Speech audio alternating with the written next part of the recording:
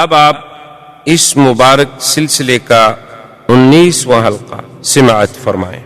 صحابہ کی یہ بات سن کر بجائے ڈرنے کے اور ایمان بڑھ گیا، اور ان کی زبان سے نکلا قالو حسبنا اللہ ونعم الوکیل۔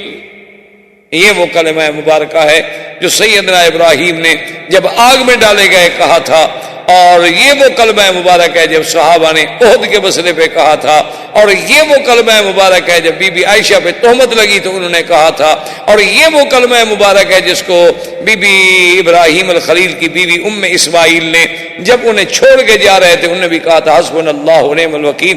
یہ ایک عجیب کلمہ ہے، بس اللہ اس کے پڑھنے کی توفیق دے۔ حتیٰ کہ علماء نے کتابیں لکھی ہیں القول الجمیل فی بیان حسبنا اللہ ونعم الوکیل۔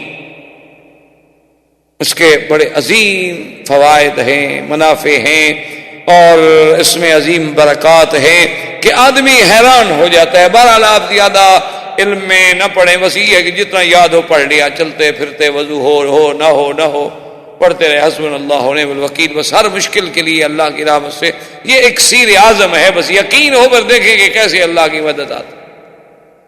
حتیٰ کہ شاہ ولی اللہ رحمۃ اللہ نے یہ لکھا ہے کہ یہ کلمہ پڑھنے والا اگر یہ سمجھے کہ میرا کام نہیں ہوگا تو کہتے ہیں تو مسلمان ہی نہیں۔ اس کی وجہ وہ کہتے ہیں جب قرآن کہتا ہے کہ جب جس نے پڑھا فن قلبوا بنعمت فوراً کامیاب ہو گیا، تو یہ کیسے ناکام ہو گیا؟ تو اب جناب سب صحابہ نے یہ کہا، اور خدا کی قدرت یہ ہے کہ صحابہ نے کہا حضور بالکل ہم تیار ہیں، ہمیں کوئی غم نہیں، ہمارے زخموں کو آپ نہ دیکھیں بلکہ ہمیں زخم جو ہے یہ اور انگیخت کر رہے ہیں کہ آج کفر سے بدلہ لیں۔ ابو سفیان آخر بھاگ گیا، اس نے کہا کہ بھائی یہ بڑا مشکل مسئلہ ہے، تو اس لیے بہتر یہ ہے کہ اب جاؤ، کیونکہ وہ یہ تو دل میں سمجھتے تھے نا کہ اللہ کا نبی تو سچا ہے، آخر وہ ہمارے پیچھے تعاقب میں جو آ رہا ہے ہو سکتا ہے اللہ کی طرف سے کوئی ہدایت آ گئی ہو پھر ہم مارے جائیں۔ اس لیے قرآن کہتے ہیں فَانْقَلَبُوا بِنِعْمَةٍ مِّنَ اللَّهِ وَفَضْلٍ لَّمْ يَمْسَسْهُمْ سُوءٌ۔ اللہ نے فرمایا کہ تم دیکھو پھر ہم نے تمہیں کیسے واپس کیا امراء الاسد سے کہ تمہیں کوئی تکلیف بھی نہ پہنچی، لیکن اللہ نے تمہیں عزت بھی دی، نعمت بھی دی کہ اب بغیر جنگ کے جو شکست تھی ہم نے فتح میں بدل دی کہ کافر بھاگ گئے۔ جو فرار ہو ناکام تو وہی ہوتا ہے نا جو بھاگ جائے، جو اپنا گھر چھوڑ کے مدینہ چھوڑ کے 50 میل اور آ جائے لڑنے کے لیے وہ تو نہیں شکست والا سمجھا جاتا۔ تو جنگ احد کا یہ مقام جو تھا اس طرح ختم ہوا۔ وجہ یہ تھی کہ اللہ نے فرمایا کہ میرا بدنی ہم یہ چاہتے تھے کہ آپ کی زندگی میں ہی آزمائش ہو جائے، کہیں ایسا تو نہ ہو کہ اگر آپ پہ موت آ جائے تو صحابہ پھر ان کے پاؤں ہی اکھڑ جائیں۔ وما محمد الا رسول قد خلت من قبلہ الرسل افإن مات او قتل انقلبتم علی اعقابکم۔ کیا اگر میرا نبی شہید ہو جائے یا قتل ہو جائے تو پھر تم دین سے بھی پھر جاؤ گے؟ تو ہم یہ چاہتے تھے کہ ایک ہی دفعہ صحابہ کی آزمائش۔ اچھا اب جن صحابہ کے پاؤں اکھڑ گئے تھے ان کے بارے میں بھی اللہ نے فرمایا وَلَقَدْ عَفَا عَنْهُمْ، میرا بدنی میں نے ان کو معاف کر دیا۔ ان کی اگر غلطی ہوئی ہے، یہ پیچھے ہٹے ہیں، یہ ڈر گئے، لیکن ہم نے ان کی غلطی معاف کر دی ہے۔ صرف معاف نہیں کی بلکہ آپ کو اس کے بعد بھی حکم دیتی ہے کہ اب بھی جب کوئی مسئلہ ہو تو وَشَاوِرْهُمْ فِي الْأَمْرِ، ان کے مشورے کے بغیر کوئی قدم نہیں۔ تو سرکار دو جہاں اللہ تبارک و تعالیٰ نے گو جنگ احد میں پہلے بھی مسلمانوں کو فتح ہوئی، کفر بھاگ گیا، لیکن مسلمانوں سے جو غلطی ہوئی حضور پاک کے فرمان میں کوتاہی ہوئی، اس کا انجام شکست، پھر شکست کو اللہ نے فتح میں بدل دیا۔ اور ایک خاص عنایت بدر پہ ہوئی کہ اذ یغشیکم النعاس امنۃ منہ وینزل علیکم من السماء۔ اللہ نے فرمایا کہ پھر ہم نے ان پر ایک اونگ، ایک تھوڑی سی نیند مسلط کر، ایک تھوڑی سی ایسے ہر آدمی پہ ایک نیند آ گئی، حتیٰ کہ تلوار ہاتھ میں گر گئی۔ اس نیند میں ہم نے ایسی رحمت رکھی تھی کہ سب وہ زخم بھول گئے، تکلیفیں بھول گئیں، دکھ بھول گئے، پھر فریش ہو گئے آدمی، پھر تر و تازہ ہو گئے۔ تو اللہ تبارک و تعالیٰ نے اس احد کے غزوے کی ایک پوری تحقیق تخطیط پورے قرآن میں بیان فرمائی ہے۔ اللہ اگر توفیق دے تو آدمی کو وہ پوری آیات وما تفاسیر اور وما ترجمے کے دیکھنی چاہیے۔ وما علینا الا البلاغ۔ برادران اسلام، محترم بھائیوں، آج کافی وقفے کے بعد الحمدللہ دروس سیرت نبوی کا سلسلہ اللہ کی رحمت سے پھر شروع کر رہے ہیں، کیونکہ رمضان المبارک، اس کے بعد موسم حج، پھر حج کے مصروفیات درس، تو الحمدللہ آج پھر ہم اپنے اس دروس کی جن کا تعلق سیرت رسول پاک صلی اللہ علیہ وسلم سے ہے، جیسا کہ آپ حضرات نے جنہوں نے دروس سنے ہیں، آپ کو یاد ہوگا کہ ہم نے دروس کی ابتدا کی تھی اس دور سے جو حضور سرکار دو جہاں صلی اللہ علیہ وسلم کی پیدائش سے قبل کا دور تھا، اسے زمانہ جاہلیت کہا جائے۔ اس کے بعد پھر حضور صلی اللہ علیہ وسلم کی ولادت سے قبل جو ارہاسات، جو واقعات پیش آئے، پھر سرکار دو جہاں صلی اللہ علیہ وسلم کی ولادت مبارکہ، پھر آپ کا دور رضاعت، اس کے بعد آپ کا دور صبا، پھر آپ کا دور شباب، پھر حضور صلی اللہ علیہ وسلم کا سیدہ خدیجہ سے نکاح، پھر سرکار دو جہاں صلی اللہ علیہ وسلم کا دور شباب، اور اس کے بعد پھر نزول وحی کی ابتدا، پھر وحی اترنے کے بعد آغاز دعوت اسلام، پھر حضور صلی اللہ علیہ وسلم کے دعوت اسلام میں مشکلات، صحابہ رضوان اللہ علیہم اجمعین پر امتحانات کے پہاڑ ٹوٹ پڑے، پھر صحابہ رضوان اللہ علیہم اجمعین کی ان مشکلات کے بعد ہجرت حبشہ، پھر بعض حضرات کی ہجرت مدینہ منورہ، پھر سرکار دو جہاں صلی اللہ علیہ وسلم کی اپنی ہجرت مبارکہ، اور ہجرت مبارک کے بعد غزوہ بدر، جو اسلام کا سب سے اول غزوہ تھا، جسے اللہ کے قرآن نے بھی یوم الفرقان کے نام سے تعبیر فرمایا، جس میں اللہ نے اسلام کو عزت دی، اسلام کا بول بالا ہوا، جس میں کفر کی طاقت جو تھی وہ ٹوٹ گئی، لیکن دشمنیوں کی آگ زیادہ بھڑک۔ اس کے بعد پھر کفار قریش کا اجتماع، کفار قریش کا وہ انتقام اور جذبہ انتقام، اور پھر اس کے بعد غزوہ احد۔ غزوہ احد میں حضور صلی اللہ علیہ وسلم کے لیے مشکلات، صحابہ کے لیے سب سے بڑا امتحان، اور غزوہ احد میں اول فتح سے امکنار ہونا، پھر فرمان رسول کے سرانجامی میں اجتہادی خطا کا صدور ہونا، پھر اس فتح کا شکست میں بدل جانا، اور حضور صلی اللہ علیہ وسلم کے دندان مبارک کا شہید ہونا، سرکار دو جہاں کے سب سے محبوب ام محترم حضرت حمزہ رضی اللہ تعالی عنہ کا شہید ہونا، مصعب بن عمیر کی شہادت، صحابہ رضوان اللہ علیہم اجمعین کے لیے ایک بہت عظیم ابتلا کا دور۔ ان تمام ادوار کے بعد، چونکہ جنگ احد میں یہود کی سازش تھی، تو حضور صلی اللہ علیہ وسلم کا احد کے بعد یہود بنو نذیر پر محاصرہ، اور اس کے بعد حضور صلی اللہ علیہ وسلم کا فیصلہ کہ چونکہ انہوں نے اپنے عہد کو توڑا تھا، اور ان کا اجلاء کہ ان کو مدینہ منورہ سے نکالا گیا، اور حضور صلی اللہ علیہ وسلم نے ان کو خیبر کی طرف نکلنے پہ مجبور کیا۔ لیکن یہ پھر بھی رحمت دو جہاں کا رحمت کا انداز تھا کہ اتنے بڑے دشمنوں کو، اتنے بڑے اعداء کو، جن کی وجہ سے 70 صحابہ شہید ہوئے، جن کے نفاق کی وجہ سے مسلمانوں کو اتنے بڑے زخم سہنے پڑے، حضور صلی اللہ علیہ وسلم نے اجازت دے دی کہ جو آپ سامان لے جا سکتے ہو، ہر آدمی ایک اونٹ پر سامان اپنا لے کر چلا جائے، ہم اس سے تعارف۔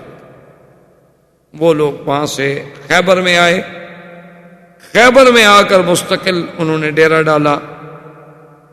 اب مدینہ منورہ میں صرف بنو قریظہ کے کچھ لوگ رہ گئے، بنی قینقاع اور بنو نذیر جو تھے یہ سب کے سب خیبر میں۔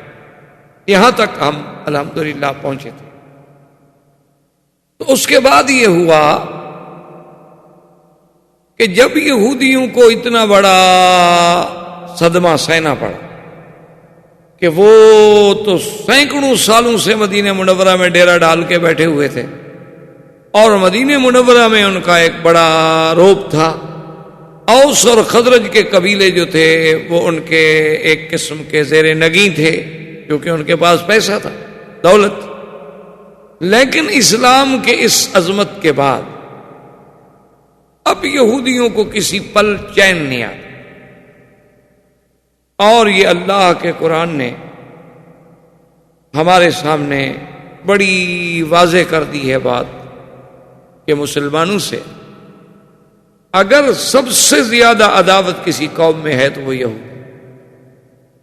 ویسے تو مسلمانوں کے عیسائی بھی دشمن، مسلمانوں کے سکھ بھی دشمن، ہندو بھی دشمن، بدھ مت بھی دشمن، ہر فرقہ کافر جو ہے وہ اسلام کا دشمن۔ لیکن اگر ان کی عداوتوں کو سامنے رکھا جائے تو پھر سب سے زیادہ بغض جو ہے، سب سے زیادہ عداوت جو ہے وہ یہود کے لیے۔ اس کو قرآن نے وضاحت فرما دی ہے کہ لَتَجِدَنَّ أَشَدَّ النَّاسِ عَدَاوَةً لِلَّذِينَ آمَنُوا الْيَهُودَ وَالَّذِينَ أَشْرَكُوا۔ اللہ نے فرمایا کہ میرے نبی صلی اللہ علیہ وسلم آپ پائیں گے یہود کے دل میں سب سے زیادہ عداوت، اور مشرکین یہ سب سے بڑے دشمن ہیں۔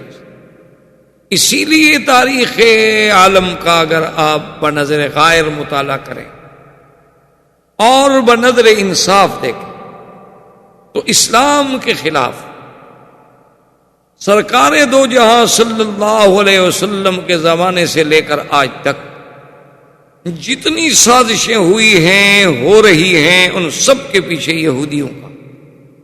اسلام میں جتنے فرقے بنے، اسلام کو جس طرح ٹکڑوں میں تقسیم کیا گیا، اسلام میں جس طرح رفض اور شیعت کی بنیاد رکھی گئی، خارجیت کی بنیاد رکھی گئی، کرامتہ اور باطنیہ کو مارد وجود میں لایا گیا، کرامیہ، قدریہ، مشبہہ کے فرقے پیدا کیے گئے، اور اسی طرح پھر آگے آپ چلتے آئیں قادیانیت کا فرقہ ابھرا۔ اسی طرح آپ دیکھیں کہ انگریزوں کے آنے سے قبل میں آپ کے پورے ہند میں کوئی ایسی فرقہ واریت، کوئی ایسی اختلاف، کوئی ایسی فرقہ بندیاں اور گروہ بندیاں نہیں تھیں۔ ان سب کے پیچھے جو ہے وہ سب یہود کا۔ حتیٰ کہ محدثین نے یہ بات واضح کر دی ہے کہ سرکار دو جہاں صلی اللہ علیہ وسلم نے جو ارشاد فرمایا ہے کہ ستفترق امتی علی 73 فرقۃ کلہم فی النار الا ما انا علیہ واصحابی، او کما قال النبی صلی اللہ علیہ وسلم۔ حضور نے فرمایا کہ میری امت جو ہے وہ 73 فرقوں میں بٹ جائے گی، اور یہ امت سے مراد یہ نہیں کہ یہودی نصارہ، وہ تو کافر ہے، معنی یہ ہے کہ وہ امت جو مجھے ماننے والی، میری امت یعنی مسلمان، کلمہ پڑھنے والے، حضور کی نبوت پر ایمان لانے والے 73 فرقوں میں بڑھ جائیں گے۔ اور آپ نے فرمایا کہ وہ 73 میں سے سب کے سب فرقے جہنمی ہوں گے، صرف ایک فرقہ جو ہے وہ ناجی اور جنتی ہوگا۔ صحابہ نے پوچھا حضور وہ کون سا فرقہ ہوگا، اس کو ہم کیسے پہچانیں گے؟ فرمایا الا ما انا علیہ واصحابی، جو میرے اور میرے صحابہ کے راستے پہ ہوں گے صرف وہ نجات پائیں گے، اس کے علاوہ جتنا 72 فرقہ ہے وہ سب کا سب جہنم میں جائے گا۔ تو محدثین نے، علماء نے، مورخین نے یہ بات ثابت کی ہے دلائل سے کہ وہ 72 کا 72 فرقہ جو جہنمی ہے، ان 72 فرقوں کا موجد جو ہے وہ یہودی۔ ان تمام فرقوں کے پیچھے دماغ جو ہے وہ یہودی. کہیں عبداللہ ابن سبا آپ کو نظر آئے گا، کہیں آپ کو حسن ابن صباح نظر آئے گا، کہیں اسی کی قماش کے لوگ نظر آئیں گے. وہ اسلام میں داخل ہوئے، اپنے آپ کو مسلمان کہا، لیکن مسلمانوں میں فرقے محبت کے نام پر کچھ گروہوں نے سیدنا علی کرم اللہ وجہہ کو اتنا آگے بڑھا دیا کہ نصیری بن گئے، ان کو خدا کا درجہ دے دیا کہ حضرت اللہ تبارک و تعالی حضرت علی میں حلول کر گئے ہیں، اس لیے ان کا نعرہ ہی مولا علی ہو گیا. وہ حضرت علی کو مولا بمانے سردار نہیں کہتے، وہ مولا کہتے ہیں ہوا مولاکم. جیسے اللہ تبارک و تعالی تمہارا مولا ہے، اب تمہارا مولا جو ہے وہ حضرت علی ہے رضی اللہ تعالی عنہ. اور پھر ان کے کرامات. اسی طرح ایک فرقہ خوارج و نواسب کا بن گیا جو اہل بیت کا دشمن تھا، انہوں نے اہل بیت کی شان میں گستاخیاں کی. اسی طرح ایک باطنیہ کا فرقہ وجود میں لایا گیا جنہوں نے کہا کہ یہ قرآن کا ظاہر اور ہے اور باطن اور. انہوں نے کہا ایک حکم جو ہے بظاہر آپ کو دیا جا رہا ہے اور ایک باطن اس کے اندر ہو. انہوں نے کہا جیسے قرآن کہتا ہے کہ حرم علیکم الخمر، کہ آپ پہ ہم نے شراب حرام کر دی ہے. انہوں نے کہا مولوی تو یہ شراب کو حرام کر رہے ہیں بیچارے، یہ جو شراب بکتی ہے بازاروں میں. حالانکہ معنی یہ تھا کہ تم غرور میں نہ آؤ اور اس دولت کے نشے میں نہ آؤ. یہ پینا جینے کا تو مسئلہ بھی کوئی نہیں، یہ تو پینے کوئی فرق نہیں پڑتا. اس کے پینے سے تو خدا کو بندہ جو ہے خدا تک پہنچ جاتا ہے. جب وہ نشے میں ہوتا ہے تو اس کا دماغ پرواز کرتا ہے اور اللہ میاں اس کو مل جاتے. تو ان لوگوں نے اللہ کے قرآن کو بدلا. انہوں نے کہا طلاق مرتان سے، یہ کوئی نکاح طلاق کے مسئلے تھوڑے، اللہ پاک کو یہی مسائل قرآن میں بیان کرنے کے لیے اتارا تھا. انہوں نے کہا یہ تو بادشاہوں کے عدل و نصب کے مسائل ہیں کہ ایک بادشاہ کو کتنے دفعہ ہٹایا جا سکتا ہے اور کتنے دفعہ معزول کیا جا سکتا ہے. تو ان نے پورے قرآن کو بدل ڈالا. اسی طرح مشبہ آ گئے. انہوں نے کہا کہ جی اللہ جو فرماتے ہیں میرا ہاتھ ہے، ہمارا بھی ہاتھ ہے، اللہ کا بھی ہاتھ ہے. اللہ فرماتے ہیں میں آسمانوں سے اترتا ہوں، بندہ بھی اترتا ہے، خدا بھی اترتا ہے. تو لہٰذا وہ تشبیہ میں آ کر کافر ہو گئے، کیونکہ اللہ کی تشبیہ تو ہو نہیں سکتی کسی سے. لیس کمثلہ شیء. اچھا بعض لوگ جو تھے وہ ایسے پیدا، انہوں نے اسماء و صفات کا ہی انکار کر دیا. انہوں نے کہا جی یہ اچھی توحید ہے کہ ہم خدا کو مانیں کہ وہ سمیع ہے اور بندے کو بھی کہیں کہ سمیع ہے، خدا کو بھی کہیں وہ رحیم ہے اور نبی کو بھی کہیں کہ رحیم ہے، خدا کو بھی کہیں کہ رؤوف ہے اور نبی کو بھی کہیں کہ رؤوف ہے. یہ تو شرک ہے. لہذا انہوں نے اللہ کی صفتوں کا ہی انکار کر دیا، نعوذ باللہ. تو اس طرح یہ فرقے بنے. اور ان تمام فرقوں کے پیچھے جو دماغ کام کر رہا تھا وہ فکر یہود تھا اور پنجہ یہود تھا. وہ اتنے مکار و خداع تھے، وہ جانتے تھے کہ اب ہم قوت کے ساتھ اسلام کو نہیں مٹا سکتے، اب ہم لڑائیوں کے ساتھ اسلام کو نہیں مٹا سکتے. اب اسلام کو اگر مٹانا ہے تو اسلام میں داخل ہو کر ان کو اندر سے کمزور کر دو، ان کو اتنا کمزور کر دو کہ یہ درخت کھڑا کھڑا خود گر جائے، ہمیں کاٹنے کی ضرورت ہی نہ پڑے. اور ان کو قابو کرنے کے لیے پوری دنیا کا جو اکنامک کا لیور ہے وہ اپنے ہاتھ میں رکھ لو. جب چاہو کسی ملک کو نچا دو، جب چاہو کسی ملک کو غریب کر دو، جب چاہو ڈالر کو اونچا کر دو، جب چاہو ڈالر کو نیچا کر دو.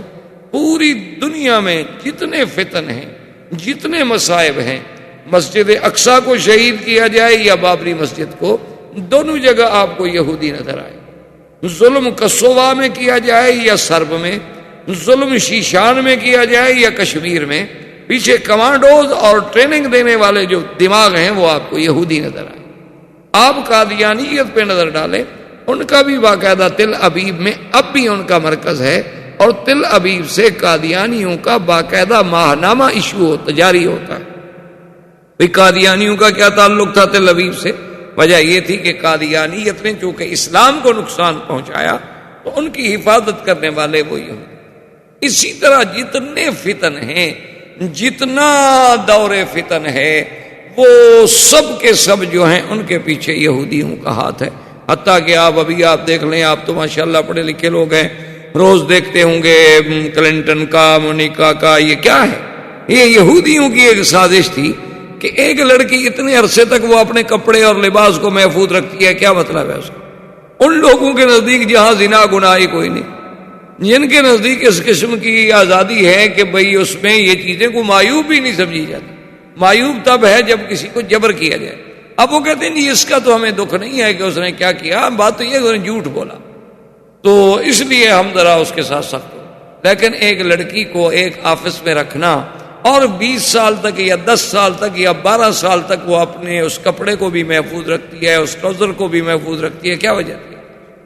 اس کو ضائع نہیں ہونے دیتی, اس پہ لگے ہوئے مادے کو بھی محفوظ رکھتی ہے. آپ اسی سے یہودیت کا آپ اندازہ کر لیں. تو یہ وہ یہودی تھے, جب وہ خیبر میں آئے تو اب وہ جل رہے تھے کہ ہمیں اتنا بے عزت کر کے مدینے سے نکال دیا کہ ہم تو مدینے کی بادشاہی کا خواب دیکھ رہے تھے. چہ جائے کہ ہمارے لیے حضور پاک نے حکم دے دیا کہ مدینے سے نکال دو, اور اس کے بعد حکم دے دیا کہ اخرجوہم من جزیرۃ العرب, کہ ان کو جزیرہ عرب سے بھی نکال. تو انہوں نے پھر پلان بنایا جہاں سے ہم اپنے درس کا آغاز کرتے. اس لیے میں نے تھوڑا سا پس منظر صاحب کا بیان کر دیا کہ چونکہ آج کل دور یہ ہوتا ہے کہ طالب سے زیادہ استاذ کو مضمون یاد رکھنا پڑتا ہے. میں نے کہا کہ ہم تو کم سے کم یاد کریں, کوشش کریں, کیونکہ پہلے دور میں یہ ہوتا تھا کہ طالب یاد کرتے تھے, استاذ زیادہ محنت نہیں کرتے. طلباء کا کام ہوتا تھا کہ وہ سبق یاد کریں اور کہیں کہ کہاں ہم نے چھوڑا تھا. آج یہ ہوتا ہے کہ نہیں, استاد یاد کرتے. یہ ہمارے ساتھ حرم میں بھی ہوتا ہے. یعنی اگر 1 مہینہ چھٹی کے بعد ہم سبق شروع کریں, 10 طلباء سے پوچھیں کہ بھی ہم نے کس آیت پہ سبق روکا تھا, تو ہر آدمی نئی جگہ بتا. اللہ تبارک و تعالیٰ کی, یہ صرف یہ نہیں کہ یہاں ہوتا ہے, حرم میں بھی یہ ہوتا ہے. تو بہرحال میں نے اس لیے ایک پس منظر عرض کر دیا کہ تاکہ اگلی بات سمجھنے میں جب تک سابقہ تسلسل ذہن میں نہیں آئے گا تو بات سمجھ نہیں. تو یہودیوں کا ایک بہت بڑا سردار تھا جس کا نام تھا حیی ابن اخطب. ان کا بہت بڑا سردار اور بہت پڑھا لکھا. تو حیی ابن اخطب اور سلام ابن مشکم, یہ دونوں جو تھے, انہوں نے اپنے ساتھ چند اور لوگ بھی لیے اور ایک وفد بنا کر یہ چلے مکہ مکرمہ.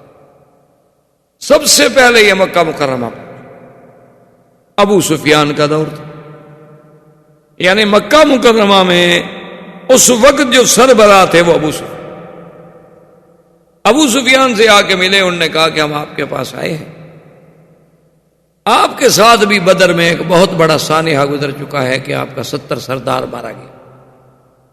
ٹھیک ہے, آپ نے عہد میں لڑائی لڑی اور ہم لوگوں نے آپ کی مدد کی, جس کی وجہ سے ہمیں بھی وہاں سے نکالا گیا. لیکن عہد کی لڑائی میں مسلمانوں کے صحابہ تو شہید ہو گئے, لیکن آپ لوگوں کو کیا ملا؟ آپ تو جنگ ہار گئے. اس نے کہا کیسے ہار گئے؟ صحابہ شہید ہو گئے, ہم نے 70 آدمی ان کا بدلہ لے لیا. انہوں نے کہا عجیب بات کر, کیا بدلہ لے لیا؟ وہ تو اگر حضور صلی اللہ علیہ وسلم کے کہنے پر وہ تیر انداز جو تھے وہ دروازہ نہ چھوڑتے تو آپ تو جنگ ہار چکے, آپ تو بھاگ رہے تھے. وہ تو ان سے اتحادی خطا ہو گئی. انہوں نے یہ سمجھا تھا کہ بھی اس دروازے پہ ہم نے اس وقت تک قائم رہنا ہے جب تک جنگ نہ جیتی جائے. جب دیکھ لیا ابھی کافر بھاگ رہے, انہوں نے کہا اب کھڑے رہنے کی کیا ضرورت, چلو بھی ہم بھی مال غنیمت اٹھا لیں. تو ان لوگوں نے وہ دروازہ خالی کیا تو خالد بن الولید نے عقب سے حملہ کیا. انہوں نے کہا تو یہ کوئی بڑی بات نہیں ہے, فتح تو تب ہوتی کہ تم مدینے پہ قبضہ کر لیتے, تم تو خالی واپس آ گئے مکے, نہ مدینے پہ قبضہ کیا, نہ کوئی مسلمان گرفتار ہوا. تم نے کامیابی کیا حاصل کی, مجھے یہ تو بتاؤ. جنگ جیتنے کا مطلب تو یہ ہوتا ہے نا کہ دشمن کے علاقے پہ قبضہ کرو, حضور صلی اللہ علیہ وسلم کی تحریک کو ختم کر دو. وہ تو اسلام کی تاریخ اسی طرح چل رہی ہے. انہوں نے تو الٹا جنگ جانے اتنے بڑے نقصان کے بعد ہم پہ حملہ کر دیا, اور اتنی بڑی شکست کے بعد انہوں نے بدر صغرا تک تمہارا تعاقب کیا, تم بھاگ گئے. وہ تو عہد کے بعد حضور صلی اللہ علیہ وسلم خود اپنے صحابہ کے ساتھ تمہارے تعاقب میں چلے اور تم بھاگے, اور ساری دنیا میں مشہور ہوا کہ قریشی بھاگ گئے, مکے والے بھاگ گئے, مکے والے. تم تو ذلیل ہو کے آئے ہو, تم نے کون سی جنگ جیتی ہے؟ ابو سفیان نے کہا بات تو ٹھیک ہے. اس نے کہا تم کیا چاہتے ہو؟ اس نے کہا کیا چاہتے ہیں بھئی, اب ہم مل کے بدلہ لیں مسلمانوں سے. ابھی تک ہم ان کا کچھ نہیں بگاڑ سکے. پھر حضور صلی اللہ علیہ وسلم نے آپ کو دعوت دی کہ موعدکم ببدر, کہ چلو اگلے سال بدر میں پھر لڑائی ہوگی, تم بھی آ جانا ہم بھی آ جائیں. پھر بھی تم بھاگ گئے, تم نہیں گئے. حضور پاک تو آ گئے بدر. وہ تو پوری دنیا نے دیکھ لیا کہ مسلمانوں میں تو اب بھی اتنا دم خم موجود ہے کہ وہ مدینے سے چل کے بدر آ گئے, لیکن تم مکے سے بھی نہیں نکلے ڈر کے مارے. تو تم کیسے سردار ہو؟ کیا تم نے اسلام کا مسلمانوں کا مقابلہ کیا ہے؟ تیار ہو جاؤ، یہاں سے تم لشکر نکالو، وہاں سے خیبر سے ہم لشکر نکالیں گے، اور بنی غطفان، بنی سلیم، بنی فزارہ، ان احابیش، ان سب قبائل کا میں دورہ کر رہا ہوں، ان سب کو تیار کر کے ایک ہی دفعہ ہم مدینہ منورہ پہ حملہ کریں تاکہ ہمیشہ کے لیے مدینہ کی سلطنت جو ہے وہ ختم ہو جائے اور مدینہ پہ ہم قابض ہو۔ انہوں نے کہا بھائی ابو سفیان نے کہا بات تو ٹھیک ہے۔ انہوں نے کہا کہ ہو یہی بات یہ ہے کہ تمہاری یہ باتیں مجھے بڑی اچھی لگی، اچھی سمجھ آئی، اور میں تمہارے ساتھ دینے کے لیے تیار ہوں، لیکن ایک بات کرو، ہمیں یہ بتاؤ دیننا خیر ام دین محمد صلی اللہ علیہ وسلم۔ کہا تم پڑھے لکھے لوگ ہو، تورات پڑھے ہوئے ہو، انجیل پڑھے ہوئے ہو، تم سریانی پڑھے ہوئے ہو، عبرانی پڑھے ہوئے ہو، عربی جانتے ہو، اور پھر مدینہ منورہ کے محاورات جانتے ہو، کیونکہ سب سے فصیح ترین عربی بولنے والے یہودی، اب بھی یہودی جب عربی بولتا ہے تو بڑی فصاح لغت، وہ یہ بازاری لغت نہیں بولتا۔ تو یہ بتاؤ کہ ہمارا دین بہتر ہے یا دین محمد مصطفیٰ بہتر؟ اب دیکھیں وہ یہی اپنے اختب والا کہ یہودی ہے، تورات جانتا ہے اور خود اللہ کو ماننے والا ہے، خود نبیوں کو ماننے والا ہے، لیکن چونکہ حضور سے دشمنی تھی، کہنے لگا لا دینکم خیر، تمہارا دین بہت اچھا ہے، محمد مصطفیٰ کا دین کہاں اچھا ہے؟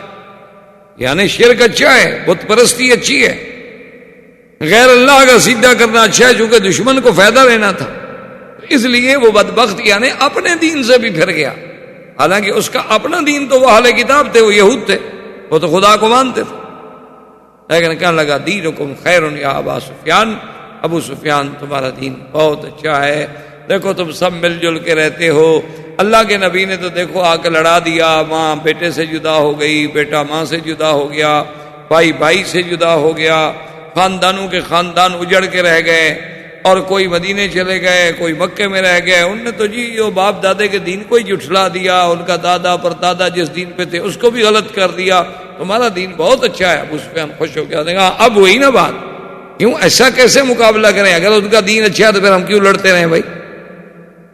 ہاں اگر ہمارا دین اچھا ہے، اسی لیے جب تک کہ آدمی کسی کو کسی مذہبی نقطۂ نظر پر اس کے اندر کوئی جذبہ پیدا نہ کرے، اس وقت تک نہ تحریکیں چلتی ہیں اور نہ کوئی بندہ جان دیتا۔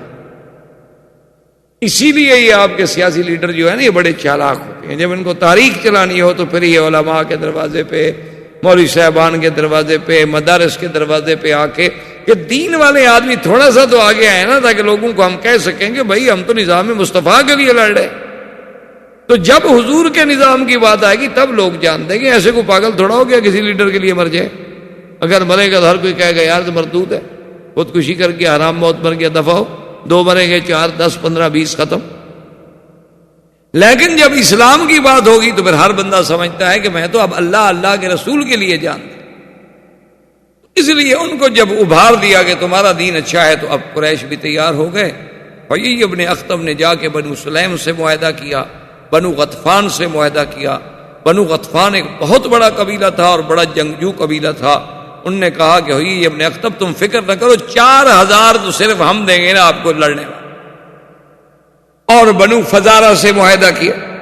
یہ تمام معاہدے ہونے کے بعد آپ یعنی اندازہ کریں کہ 10,000 آدمی اس زمانے میں صرف لڑائی لڑنے والا، 10,000 مقاتل، یعنی آپ سوچیں کہ آج سے 1400 سال پہلے 10,000 آدمی کا جنگ کے لیے نکلنا کوئی معمولی سی بات نہیں ہوتی۔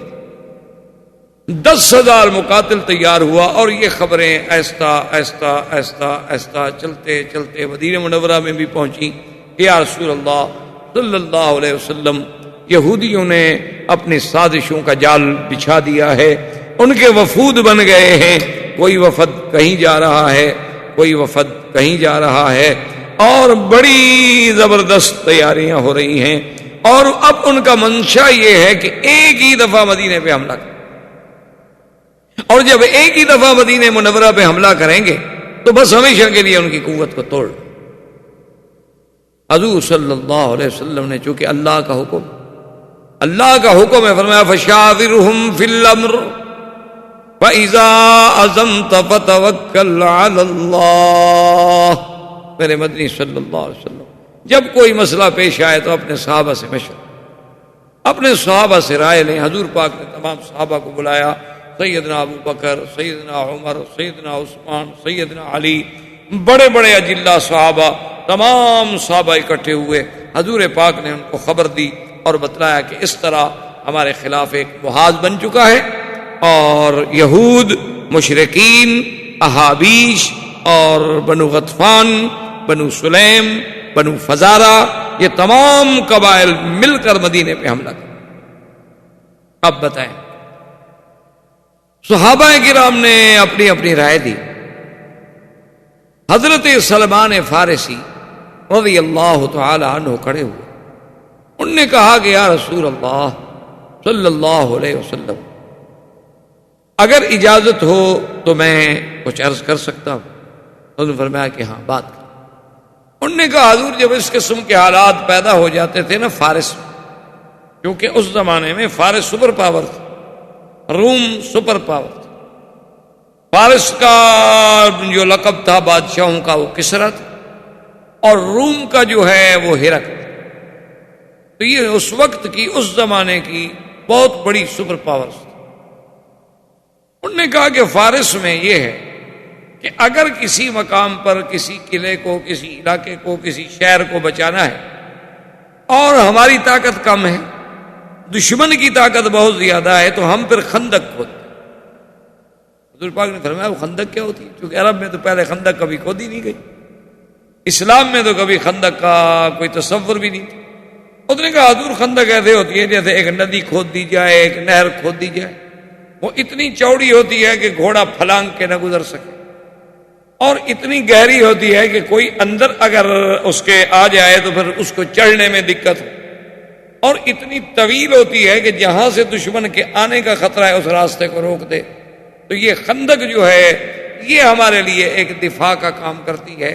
اس کا فائدہ یہ ہوتا ہے کہ اگر دشمن کی طاقت 1000 ہے اور یہاں اگر آپ نے 100 آدمی بھی مورچے میں بٹھا دیا ہے تو وہ 1000 آدمی اندر نہیں آ سکتے، کیونکہ جب اندر آئے گا تو کیسے آئے گا؟ آخر خندق میں اترے گا تو جو تیروں والے دیکھ رہے ہیں وہ انتظار کرتے رہیں گے، چڑھنے کی کوشش کرے گا، اترے گا، وہ تیروں پہ رکھ لیں گے اس کو، اور گھوڑے جو ہیں وہ پھلانگ نہیں سکتے ہیں. اور دشمن اتر کے پھر چڑھے تو یہ کوئی مذاق تو ہے نہیں، اونٹ بھی پھلانگ نہیں سکتے ہیں. تو وہ جو ہے ہمارے لیے ایک بہت بڑا حصار ہوتا ہے. ہم کھانے کا، پینے کا، پانی کا اندر سب کچھ رکھ لیتے ہیں کہ بھی اگر محاصرہ لمبا ہو جائے اور دشمن زیادہ دیر بیٹھ جائے تو ہم کم سے کم بھوکے تو نہ مر جائیں.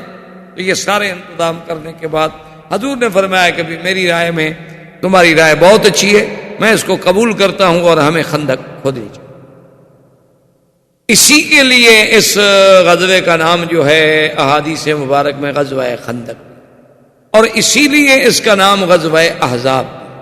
احزاب کہتے ہیں حزب، یعنی مختلف جماعتیں ٹکڑے ٹکڑے بن کے ایک حزب بن کے آ گئی میدان میں، کیونکہ یہ بھی تو مکے والے اور یہودی اور غطفان اور فزاری اور سلیم یہ سارے احابیش مل کے آ رہے تھے. اسی لیے اس کا نام غزوہ احزاب بھی ہے اور اس کا نام غزوہ خندق. اب جب خندق کی کھدائی شروع ہوئی، آپ جب مدینہ منورہ میں جاتے ہیں تو آپ نے بھی دیکھا ہوگا کہ خندق کا، کیونکہ اس کے تھوڑے تھوڑے نشانات تو اب بھی باقی، تھوڑے تھوڑے آثار خندق کے اب بھی باقی ہیں کہ بھی اس جگہ خندق ہوتی. لیکن اس بات کو سمجھنا گو یہ بڑے بڑے علماء کا کام ہے اور علمی مسئلہ ہے، لیکن تھوڑی سی آسانی کے لیے میں عرض کر دوں تاکہ جتنی بات آپ کے سمجھنے کے لیے آسان ہو. ایک سب سے بڑا مشکل مسئلہ ہے جس میں ہمارے بڑے بڑے علماء الجھ کے رہ جاتے ہیں کہ بھی اس طرف خندق کھودنے کی آخر کیا وجہ تھی؟ تو مدینہ تو ادھر ہے اور خندق ادھر کھودی گئی. اب بھی آپ جائیں تو آپ دیکھیں نا کہ مثلا مدینہ تو رسول کدھر ہے، حرم کہاں ہے؟ حضور کے زمانے میں تو بس یہی شہر تھا نا جتنا حرم ہے، بلکہ یہی سمجھیں کہ اب حرم بڑا ہے. اور اس کے بعد ابالی میں کچھ آبادی تھی، اسی طرح نابیہ میں کچھ آبادیاں تھیں، اسی طرح جانب احد میں کچھ چھوٹی چھوٹی بستیاں تھیں. یہ مدینہ منورہ تھا. تو اس طرف خندق آخر کیوں کھودی گئی؟ اس میں بڑے بڑے علماء جب حدیث پڑھاتے ہیں نا تو الجھ کے رہ جائے. وہ سمجھا نہیں۔ بہرحال یہ ایک علمی مسئلہ ہے جس کا تعلق علماء سے ہے، لیکن آپ کے یہ بتانے کی حد تک میں صرف آسانی کے لیے عرض کر دوں، مدینہ منورہ کو آپ تو الحمدللہ پڑھے لکھے لوگ ہیں، کبھی آپ نقشہ ہو، جب آپ مدینہ منورہ کا خریدہ دیکھیں گے، نقشے کو سامنے رکھیں گے، تو پھر آپ کو خندق کا سمجھنا بالکل ایک سیکنڈ بھی نہیں۔ اصل میں مدینہ منورہ کی پوزیشن یہ تھی کہ اس کی 3 طرف تو حرات ہے، اس کو کہتے ہیں ہرا، جیسے اب بھی ہے، آپ جاتے ہیں مدینہ ہرا شرقیہ ہو، ہرا غربیہ ہو، ہرا جنوبیہ، یہ حرات، یہ 3 حرات جو ہیں ان میں نوکدار پتھر تھے کالے کالے، اور بہت طویل عریض میدان میں، اس سے فوج کے آنے کا کوئی تصور ہی نہیں کیا جا سکتا کہ کوئی فوج یہاں سے آ جائے۔ وہ اتنے نوکیلے، اتنے تیز ہوتے ہیں کہ اگر اونٹ آئے تو وہ زخمی، گھوڑے آئے تو وہ زخمی، بندے آئے تو وہ زخمی، تو وہ تو وہاں سے گزرنا ہی مشکل ہے۔ تو 3 جانب میں تو وہ ہر رہے تھے، ہرہ واقم تھا، ہرہ شرقیہ تھا، ہرہ غرب۔ اب 3 طرف سے تو مدینے کو انہوں نے روک لیا نا، ادھر سے تو آپ کو خندق کی ضرورت ہی نہیں کہ وہاں سے تو دشمن کی فوج آ ہی نہیں سکتی۔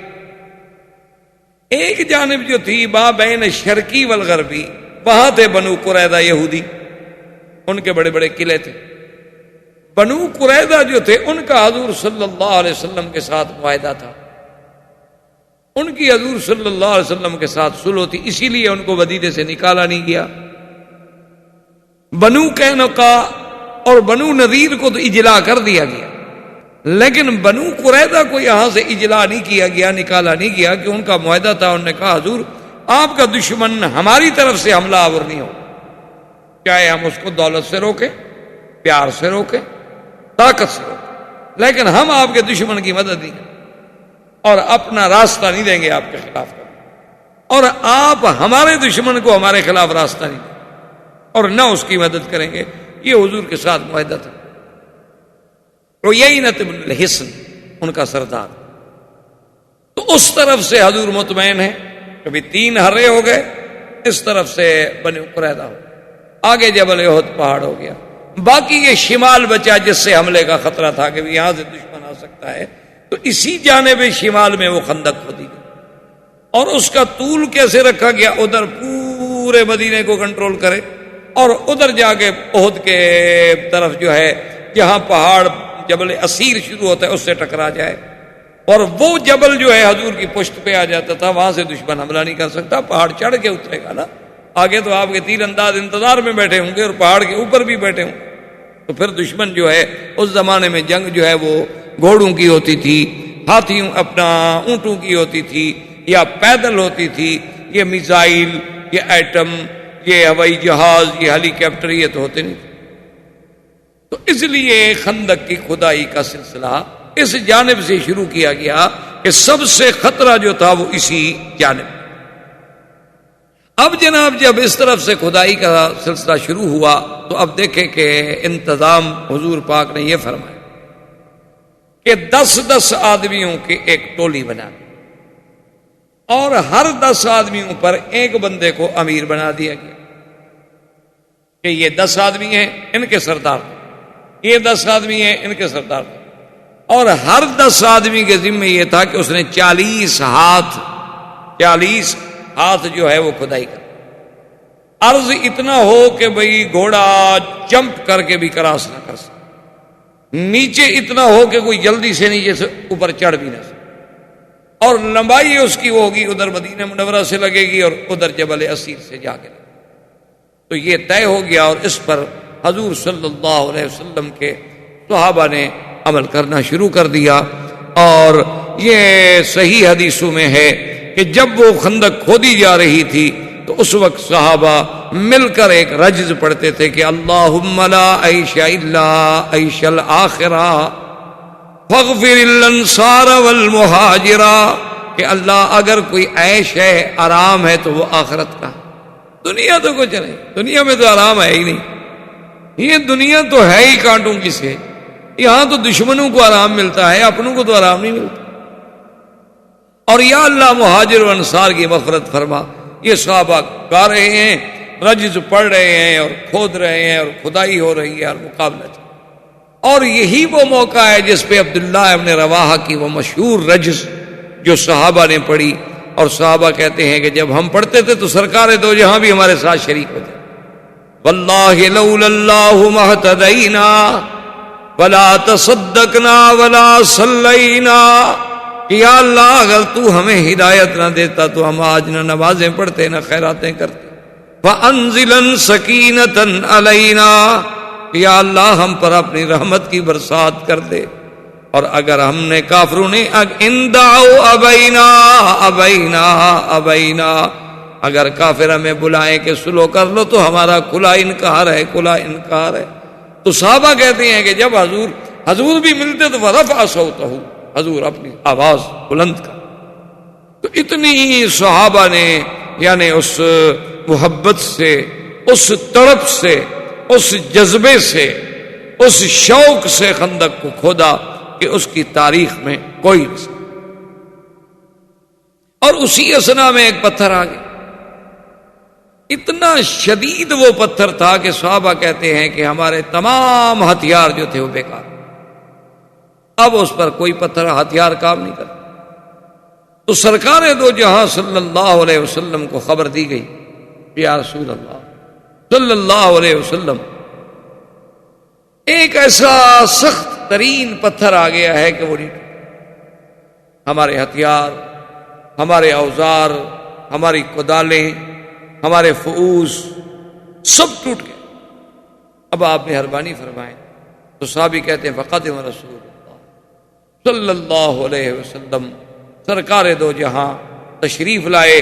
آپ نے فرمایا این الصخرہ، تو وہ پتھر کا، صاحب نے کہا حضور یہ، حضور نے فرمایا پانی لے، اس پتھر پہ حضور نے پانی ڈالا، فضرب ضربۃ فصار کأنہ کثیبا، صحابہ کہتے ہیں کہ حضور نے ایک ہی ضرب ماری تو ریزہ ریزہ ہو گیا جیسے ریت ہوتی، جو ہم سے نہیں ٹوٹتا تھا وہ پتھر ایسے ریزہ ریزہ ہوا کہ معلوم یہ ہوتا تھا کہ وہ ریت کے ذرے بن گئے۔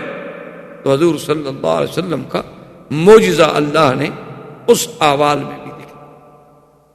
پھر کھدائی شروع ہو، اس کے بعد ایک اور پتھر جس پہ تمام صحابہ نے پھر زور لگا لیا کہ بھی بار بار اب ہم حضور کو تو تکلیف نہ دیں، لیکن جو ہے خدا کی شان ہے کہ وہ پتھر بھی نہیں ٹوٹا۔ حضور صلی اللہ علیہ وسلم کو مجبوراً اطلاع دی گئی کہ یا رسول اللہ صلی اللہ علیہ وسلم بالخندق صخرۃ، ایک بڑا شدید صخرہ، بہت بڑا سخت، اور حضور اگر ہماری پوری خندق مثلا 4 میل ہم نے کھدائی کر لی ہے اور درمیان میں ایک ٹکڑا رہ جائے تو خطرہ ہے نا، اسی سے دشمن عبور کر سکتے، کامیاب تو تب ہوں گے ہم جبکہ کھدائی ہماری مکمل ہو۔ اب جب وہ پتھر آیا تو حضور صلی اللہ علیہ وسلم پھر تشریف لائے، آپ نے پھر اپنے ہاتھ مبارک میں کدال پکڑی اور فرمایا اللہ اکبر، آپ نے ضرب ماری اس پتھر پہ۔ صحابہ کہتے ہیں اس سے ایسا نور نکلا کہ پورا خندق کا ماحول جو تھا وہ روشن، ایسے معلوم ہوا جیسے کہ اس کے اندر سے آگ نکلی ہے یا روشنی نکلی ہے یا لائٹ نکلی ہے۔ بعد میں تو یہ سمجھا کہ پتھر پہ جب لوہا لگتا ہے تو ایسی کوئی چنگاری نکلتی ہے، لیکن ایسی چنگاری تو نہیں ہوتی کہ پوری خندق روشن ہو جائے، پورا ماحول روشن ہو جائے، پورا علاقہ روشن۔ حضور نے دوسری ضرب ماری تو دوسری روشنی، اور فرمایا اللہ اکبر۔ صحابہ کہتے ہیں فصرخ رسول، حضور نے پوری آواز سے کہا اللہ اکبر۔ آپ نے پھر تیسری ضرب ماری، اس سے پھر روشنی نکال، اللہ اکبر، اور ریزہ ریزہ۔ صحابہ نے کہا حضور ہم نے سمجھ نہیں آئی، ایک تو ہمیں سمجھ نہیں آئی کہ اتنی بلند آواز سے تو آپ نے کبھی بھی اللہ اکبر نہیں کہا، اور ایک بات ہمیں سمجھ نہیں آئی کہ چلو پتھر پہ لوہا لگے تو اس سے کوئی نہ کوئی روشنی نکل آتی ہے، چنگاریاں پھوٹ پڑتی ہیں، لیکن اتنی بڑی روشنی کہ پورے خندق کا علاقہ روشن ہو جائے، پورے لوگ حیران ہو جائیں، یہ کیا بات؟ تو حضور پاک نے فرمایا کہ جب میں نے پہلی ضرب ماری تو اس روشنی میں اللہ نے مجھے روم کا علاقہ دکھلایا اور اشارہ ملا کہ محمد پاک تیرے صحابہ اور تیری اسلام کی فوج تو روم بھی فتح کرے گی۔ وہ پورا علاقہ دکھلایا گیا مجھے روم کا کہ وہاں تک میرا اسلام جائے گا۔ جب میں نے دوسری ضرب ماری تو اللہ نے مدائن فارس کا علاقہ دکھایا کہ میرا مدنی یہ بھی تمہارے زیر نظر۔ جب میں نے تیسری ضرب ماری تو مجھے سنا اور یمن کا علاقہ دکھایا گیا کہ یہ بھی اسلام کے صحابہ کھڑے ہیں، کہتے ہیں صدق رسول اللہ، کہ اب حالانکہ دیکھیں کہ حالات یہ ہیں کہ اپنی حفاظت کے لیے خندق کھودی جا رہی ہے جان بچانے کے لیے، لیکن وہ اللہ کا نبی خبر یہ دے رہے ہیں کہ سپر پاور ختم ہو جائے، خبر یہ دے رہے ہیں کہ ایک وقت آئے گا کہ جب اسلام یہاں پہنچے گا وہ علاقہ بھی ہم فتح کریں گے۔ یہ باتیں صرف ایمان والے کے دل میں یقین بن سکتی تھیں، کسی دشمن کے دل میں تو یقین نہیں بن سکتی۔ وہ اس طرح ایک لطیفہ بھی ہوا اس دفعہ امریکہ کے سفر میں، جب ہم گئے تھے، ایک حدیث مبارک میں، یعنی آپ حیران ہوں گے، ایک حدیث مبارک میں لفظ ہیں باقاعدہ کہ حضور نے فرمایا کہ قیامت سے پہلے میری امت کے کچھ لوگ جو ہیں وہ بیت الابیض کو فتح کریں گے۔ وائٹ ہاؤس، بیت الابیض کا کیا معنی ہے؟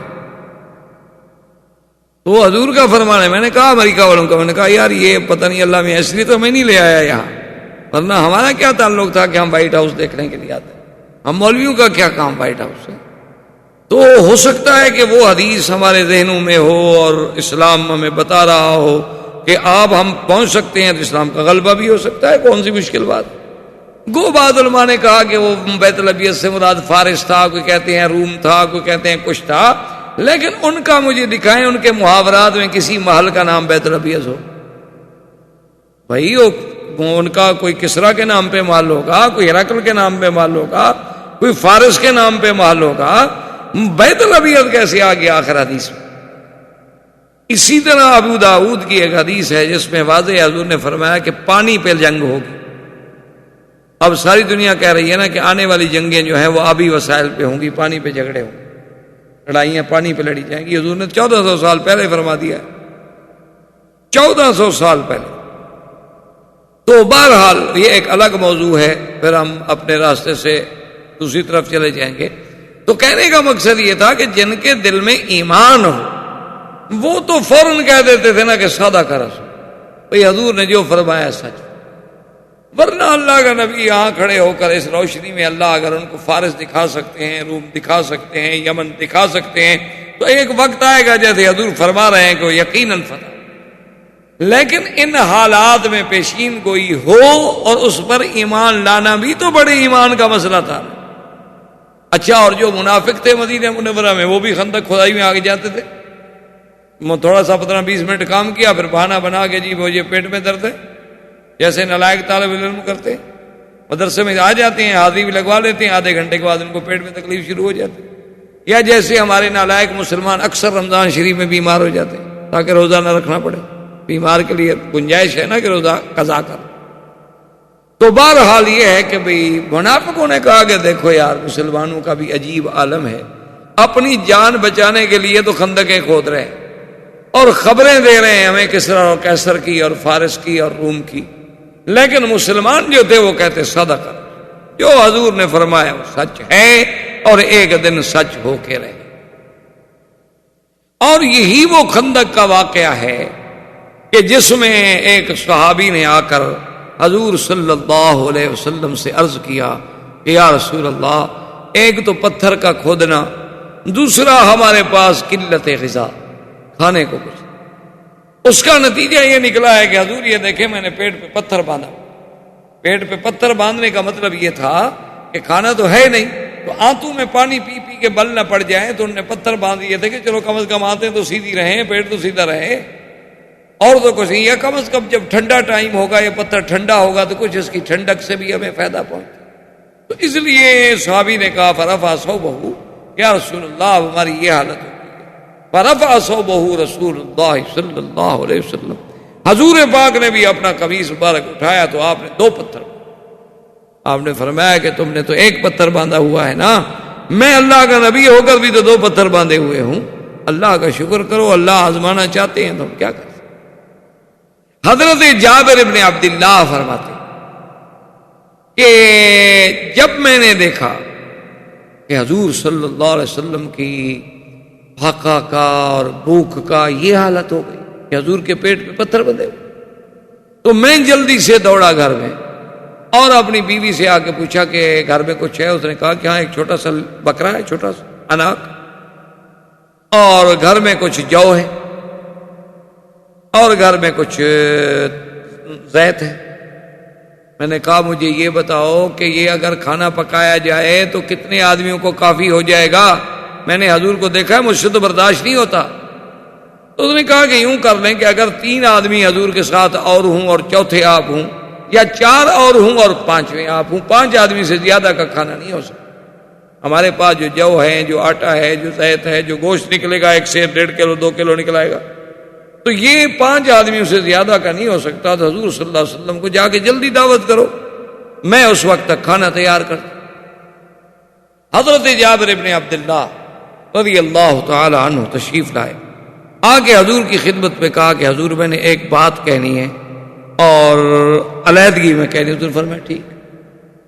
فسرع الی رسول اللہ، اس رازداری میں آ کے بات کی۔ اس نے کہا رسول اللہ ہمارے گھر میں اتنی کھانا ہے کہ یا تو آپ رابع ہوں او خامس، یا تو آپ چوتھے ہوں یا آپ 5، اس سے زیادہ کھانا نہیں ہے گھر۔ اور فرمایا اچھا ٹھیک۔ حضور نے اپنے کپڑے مبارک جھاڑے اور خندق سے باہر آئے، خندق کے کنارے پہ کھڑے، فرمایا یا معاشر الانصار والمہاجرین ہلموا الی دعوت جابر، آؤ سب کٹے ہو جاؤ، جابر دعوت کر رہے، تمام صحابہ کام چھوڑ دیں، جابر کی دعوت ہے۔ حضرت جابر کہتے ہیں میرے تو پاؤں تلے زمین نکل، میں نے اجازت دی، میں نے کہا حضور میں گھر جا کے ذرا انتظام کرتا ہوں۔ اب ہاں ٹھیک ہے، میں دوڑا آیا تو میرے چہرے پہ ہوائیاں اڑ رہی ہیں۔ بیوی نے کہا ماں بھی کہا جابر کیا ہو گیا تمہیں؟ میں نے کہا کیا ہو گیا؟ 5 آدمی کا ہمارے گھر میں کھانا ہے، حضور سارا لشکر لا رہے ہیں، وہ تو 400 آدمی آ رہا ہے۔ اس نے کہا مجھے یہ بتاؤ حل اخبرت رسول اللہ صلی اللہ علیہ وسلم ام لا، مجھے یہ بتاؤ کہ تم نے حضور کو بتلا دیا تھا کہ ہمارے گھر میں کیا ہے؟ میں نے کہا میں نے بتلا دیا۔ تو اس نے کہا کہ پھر جس نے بلایا ہے وہ جانے، اس کا خدا جانے، تم کیوں مرے جا رہے ہو؟ ہم نے تو نہیں بلایا نا، ہم نے تو حضور کو بلایا۔ اب حضور نے دعوت دی ہے تو پھر اللہ جانے، اللہ کا رسول جانے، ہم کیا کر سکتے؟ حضور تشریف لے آئے، آپ نے فرمایا ابھی کہاں ہے وہ دیکھی کوشش جی، کہاں ہے وہ آٹا ہے؟ آپ نے اپنا لعاب مبارک ڈالا، دعا فرمائی، اور اس کے بعد آپ نے فرمایا کہ ایسا کرو کہ 10-10 آدمیوں کی ٹولی بٹھا دو اور روٹیاں دیتے جاؤ، روٹی میں سالن ڈال کے ایک آدمی کو دیتے جاؤ۔ اب جناب جابر کہتے ہیں کہ جی ہم چلا رہے ہیں اور چلا رہے ہیں اور چلا رہے ہیں، اور میں ادھر دیگچی کو دیکھتا ہوں، جتنا ہم نکالتے جا رہے ہیں اتنا زیادہ ہوتا جا رہا ہے، جتنا ہم نکالتے جا رہے ہیں اتنا زیادہ ہوتا جا رہا ہے، تمام لشکر کھا کے چلا گیا۔ اور حضرت جابر کہتے ہیں خدا کی قسم ہے میں حیران تھا کہ بھئی سالن پہلے سے بڑھ گیا ہے یا کم ہو گیا، مجھے سمجھ نہیں آیا۔ تو حضور نے فرمایا جابر کیوں پریشان، ان اللہ رزقنا، اسی نے رزق دیا ہے، یہ تو اسباب کی بات ہے، اصل رزق دینے والے تو وہ ہیں جس میں چاہیں برکت عطا فرما دیں، اس میں چلو تم بھی کھاؤ، گھر والوں کو بھی کھلاؤ، سب۔ تو حضور صلی اللہ علیہ وسلم کا یہ معجزہ عظیمہ جو سیاہ اور صحیحین میں، بخاری اور مسلم اور بڑی بڑی عظیم کتابوں میں، کہ جس میں کثرت طعام، کہ ایک محدود طعام کا بڑھ جانا، محدود آٹے کا بڑھ جانا، محدود سالن کا بڑھ جانا، اسی طرح جب چند یوم اور گزرے ہیں تو یہ تو اللہ ائمہ محدثین، ائمہ مجتہدین، ائمہ فقہا، اصحاب رسول اللہ صلی اللہ علیہ وسلم پہ کروڑوں رحمتیں فرمائے کہ انہوں نے یہ بھی لکھا ہے کہ حضور جب خندق سے مٹی نکالتے تھے انہوں نے کہا کہ 2 کیفیتیں ہوتی، یا تو حضور اپنا ہاتھ یوں آگے باندھ لیتے تھے اور یہاں مٹی رکھ لیتے تھے اور اینٹیں اور پتھر رکھ لیتے، یا کبھی حضور پھر اپنا ہاتھ یوں باندھ لیتے اور کہتے بھی یہاں پیچھے سے پتھر رکھ دو اور مٹی رکھ دو اور جا کر باہر پھینک، یعنی اس کیفیت کو بھی محفوظ رکھا ہے جس کیفیت سے حضور صلی اللہ علیہ وسلم نے خندق سے مٹی نکالی۔ تو تھوڑی دیر، کئی دن گزرنے کے بعد فاقہ پھر شدید ہو گیا، تو بی بی عامرہ بنت رواح ان کو پتہ چلا، تو ان کے پاس کوئی تھوڑی سی کھجوریں تھیں، کوئی 1 کلو 2 کلو، وہ کہ ان نے وہ کھجوریں بھیجی کہ عبداللہ ابن رواحہ اور باقی اس کی فیملی کے لوگ جو تھے وہ سب وہیں پتھر پہ کام کر رہے تھے، انہوں نے کہا کہ کھجوریں میرے گھر والوں کو، رشتہ داروں کو دے دو تاکہ وہ بیچارے کچھ تو گزارا کریں۔ جب ان کے پاس کھجوریں آئیں تو انہوں نے کہا کمال ہے، ہم کیسے کھا سکتے؟ انہوں نے کہا بھی یہ تو لے چلو حضور کی خدمت میں، پہلے ہم حضور کو تو شریک کریں نا اپنے ساتھ۔ جب حضور صلی اللہ علیہ وسلم کی خدمت میں وہ 1 کلو 2 کلو کی کھجوریں پیش کی گئیں تو حضور نے فرمایا کہ اچھا بھائی ایسا کرو کہ آواز دے دو تمام صحابہ کو کہ سب آ جاؤ بھی کھجور کی دعوت ہے، بی بی امرا کی دعوت۔ تمام صحابہ دوڑ کے آ گئے۔ حضور نے فرمایا کہ بچھاؤ دسترخوان جو تھا چمڑے کا بچھایا گیا۔ صحابی کہتے ہیں جب وہ کھجوریں ڈالی تو حضور نے اپنے ہاتھ مبارک لگائے اور اس کے بعد وہ کہتے ہیں کہ ہم سب صحابہ کھا رہے ہیں اور کھجوریں بڑھتی جا رہی ہیں تاکہ دسترخوان سے باہر گرنے لگ گئی، اتنی کھجوریں ہو گئی کہ ہم 300 آدمی کھجوریں کھا گئے اور دسترخوان اسی طرح بھرا ہوا ہے اور دسترخوان سے کھجوریں باہر گر رہی۔ کہتے ہیں کہ حضور صلی اللہ علیہ وآلہ آلہ واصحابہ وسلم تسلیما کثیرا کثیرا کا یہ معجزہ مبارک جو ہے یہ بھی اسی خندق کے موقع پر پیش آیا کہ اللہ تبارک و تعالی نے حضور صلی اللہ علیہ وسلم کی برکت سے تمام خندق کے اپنا معجزات، اس کی کھدائی، اس کی محنت، حتیٰ کہ وہ خندق جو تھی تیار ہو گئی۔ اور اسی اثنا میں دشمنان کفار قریش کا لشکر جو تھا وہ آپ حیران ہوں گے کہ 10,000 مقاتل لے کر، اور حضور کے ساتھ کتنے آدمی تھے سارے جمع کرنے کے بعد 3,000۔ 3,000 بھی سارے مخلص نہیں تھے، منافقوں کی جماعت بھی اس میں شامل تھی، کل 3,000 آدمی جمع۔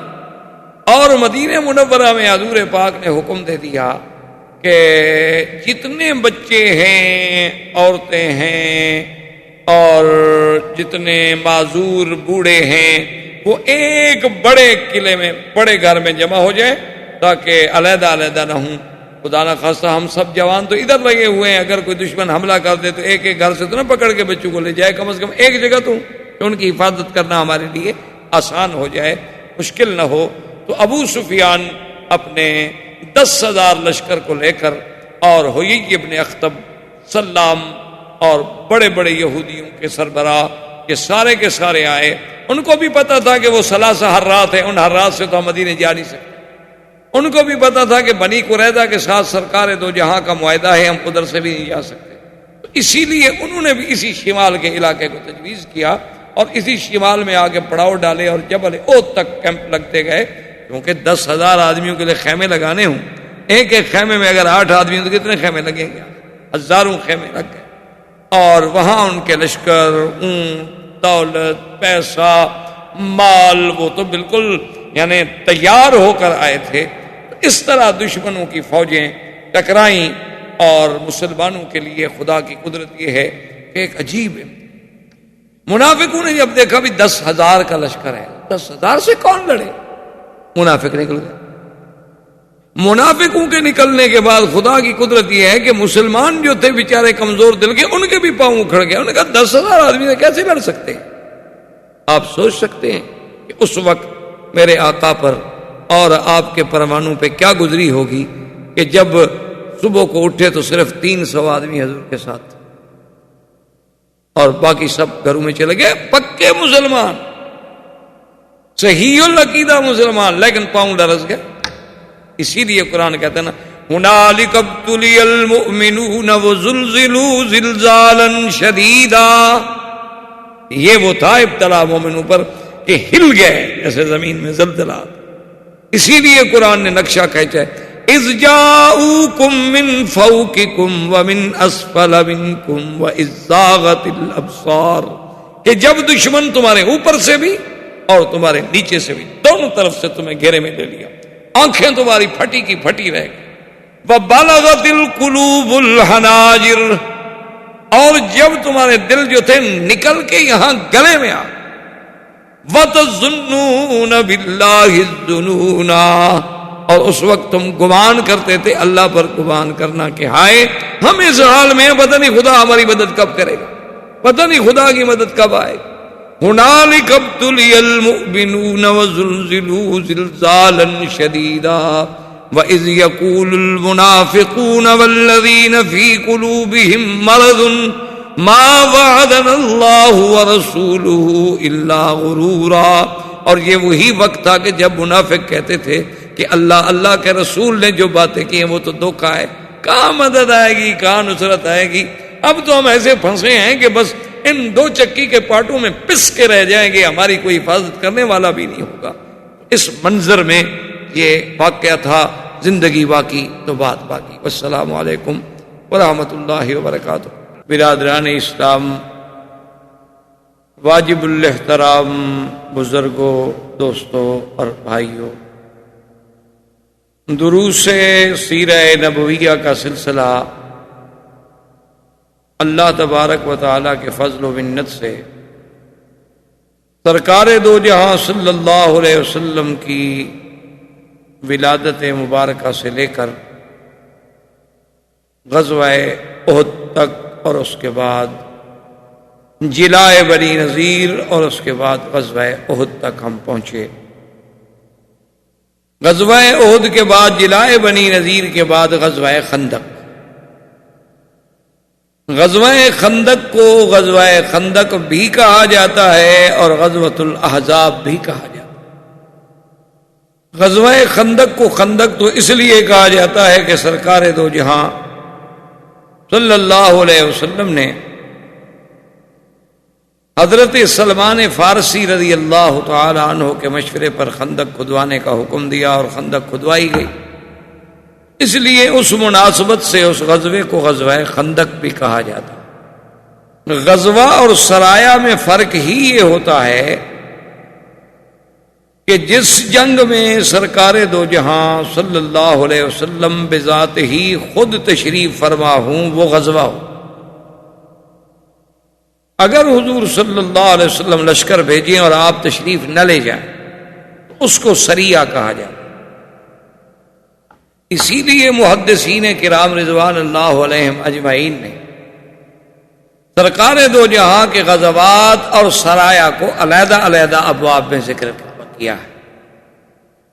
تو غزوہ خندق جو ہے یہ ان غزوات میں ہے جس میں حضور صلی اللہ علیہ وسلم خود شریک ہے، اور غزوہ احزاب اس کو اس لیے کہا جاتا ہے، احزاب جمع ہے حزب، حزب مانا جماعت، تو جب چند جماعتیں، چند قبائل، چند قومیں مل جائیں تو احزاب ہو گیا، جمع کا صیغہ بن گیا۔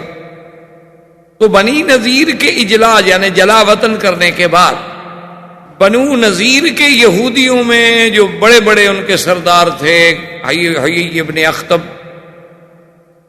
اسی طرح اور بڑے سردار، تو انہوں نے دراصل جا کے قریش کو ابھارا، پھر انہوں نے بنی سلیم کو، بنی فزارہ کو، بنی غطفان کو، احابیش کو، ان سب کو تیار کیا کہ ہم پوری قوت کے ساتھ مدینہ منورہ پہ حملہ کریں تاکہ اسلام کا یہ شہر، اسلام کی یہ قوت، یہ معسکر، یہ مرکز جو ہے ہمیشہ کے لیے ختم کر دیا جائے۔ تو اب اس میں چونکہ اتنی جماعتیں شامل ہو گئی تو اس کا نام غزوہ احزاب بھی ہو گیا۔ سرکار دو جہاں صلی اللہ علیہ وسلم نے جب خندق کھدوانے کا حکم دیا تو 40 ہاتھ خندق جو ہے 10-10 آدمیوں پر تقسیم کی کہ 10 آدمی 40 ہاتھ کھودیں۔ خندق کی کھدائی اتنا گہری ہوتی تھی کہ کوئی آدمی جلدی سے اوپر نہ چڑھ سکے، اور چوڑائی اتنی ہوتی تھی کہ کوئی گھوڑا جو ہے جلدی سے پھلانگ نہ سکے۔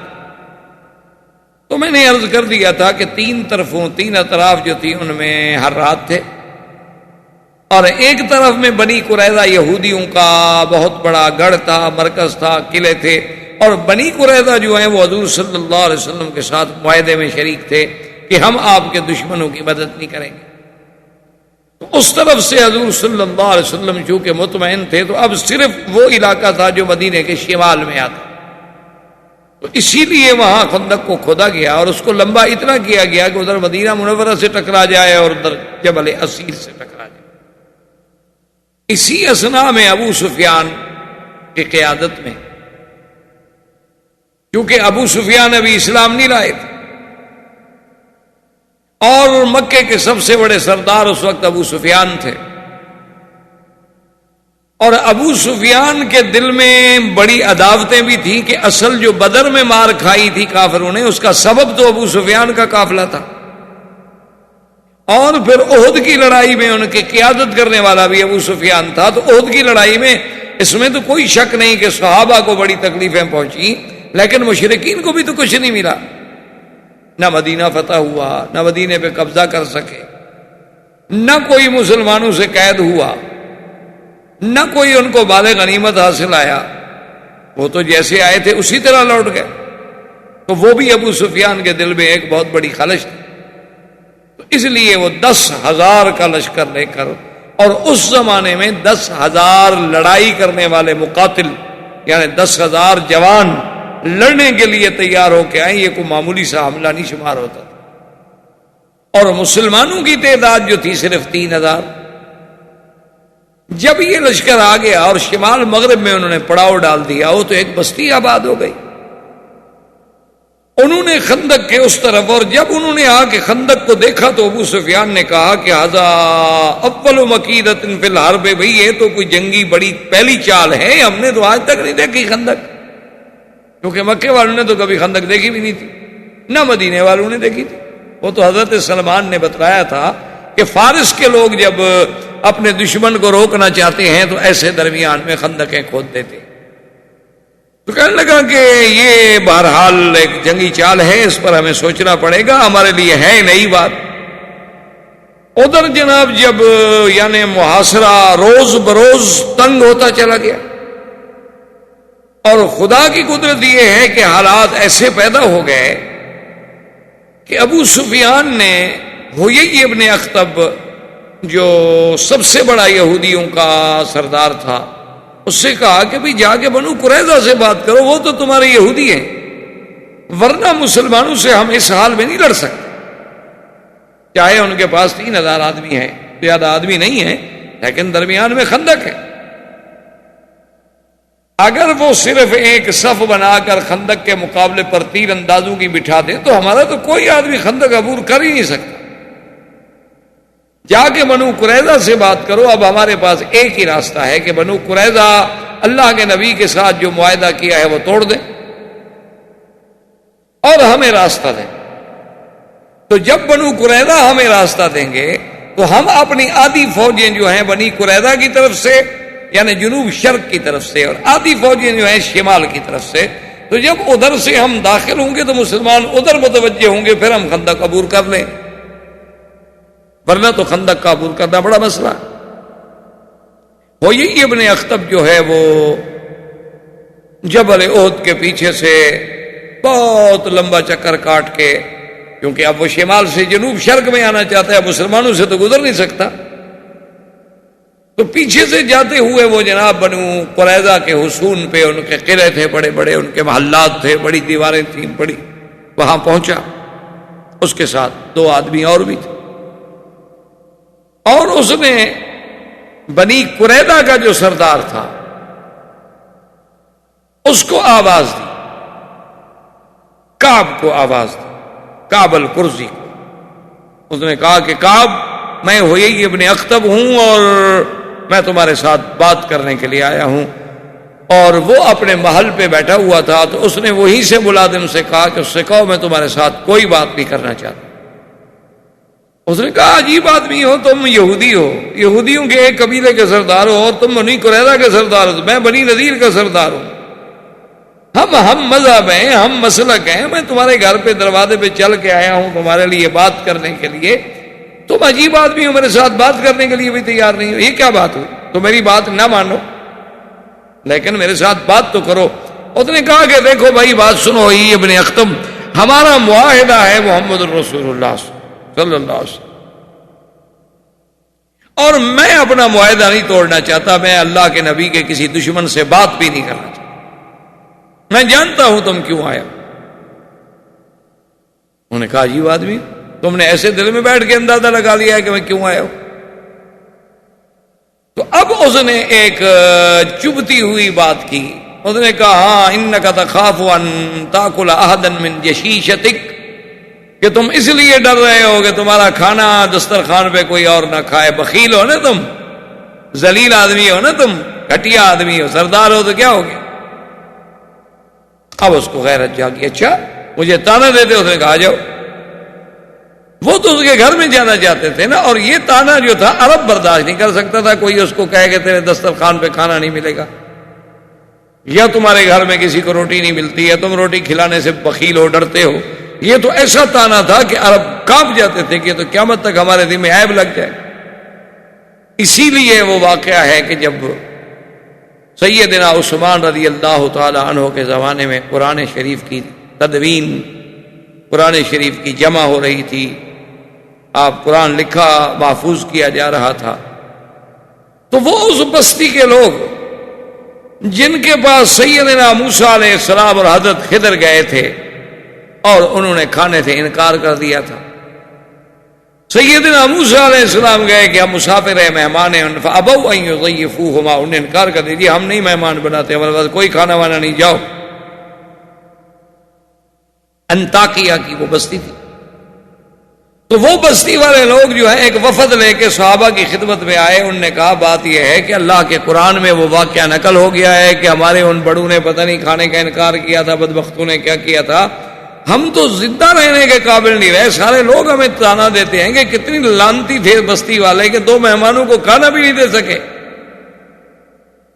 تو تم مہربانی کرو، ہم سے جتنا دولت چاہیے، سونا چاہیے، چاندی چاہیے، پیسہ چاہیے، ہم دینے کے لیے تیار ہیں، صرف اتنی مہربانی کر دو کہ تم قرآن شریف لکھ رہے ہو، جمع کر رہے ہو۔